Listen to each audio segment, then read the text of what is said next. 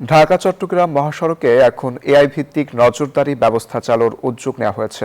সবশেষ তথ্য অনুযায়ী পুরো ঢাকা চট্টগ্রাম মহাসড়ক সিসিটিভি নজরদারির আওতায় এসেছে এবং গুরুত্বপূর্ণ 16টি পয়েন্টে এআই ক্যামেরা বসানো হয়েছে। এ নিয়ে কুমিল্লা থেকে সরাসরি যুক্ত হবেন সহকর্মী এইচ.এ. মহিউদ্দিন। মহিউদ্দিন, জানাবেন ক্যামেরা বসানোর ফলে কি কি সুফল পাচ্ছেন নাগরিকরা?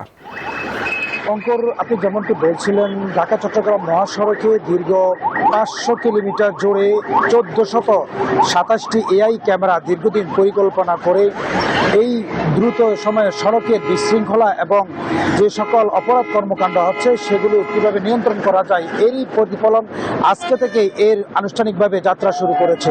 তারই অংশ হিসাবে কুমিল্লার 105 কিলোমিটার মহাসড়ক জুড়ে এই মহাসড়কের মধ্যে যে দ্রুতগামী এবং ওভার স্পিডে যে গাড়িগুলো চলাচল করছে সেগুলোকে শনাক্ত এবং বিশেষ করে মাদক বহনকারী এবং যে সকল গাড়ির মধ্যে যে ফিটনেস নেই এবং যারা অপরাধ কর্মকাণ্ড করে বেড়ায় তাদেরকে দ্রুত কিভাবে চিহ্নিত করা যায় সেই প্রযুক্তিগত যে কৃত্রিম বুদ্ধিমত্তা এআই ক্যামেরা আজকে আনুষ্ঠানিক শুরু করেছে। কুমিল্লার 105 কিলোমিটার জুড়ে জেলা হাইওয়ে যে পুলিশ রয়েছে তাদের যে তৎপরতা এবং প্রায় 5টি স্থানে এই এআই ক্যামেরার মাধ্যমে আজকে থেকে এই কার্যক্রম শুরু করেছে।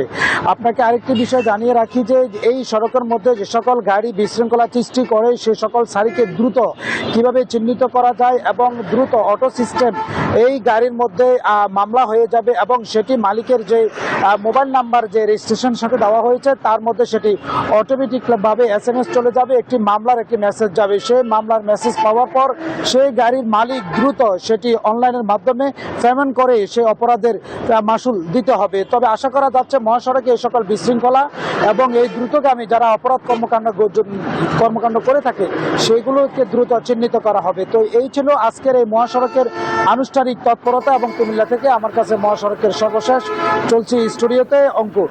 মহিউদ্দিন, আপনাকে ধন্যবাদ।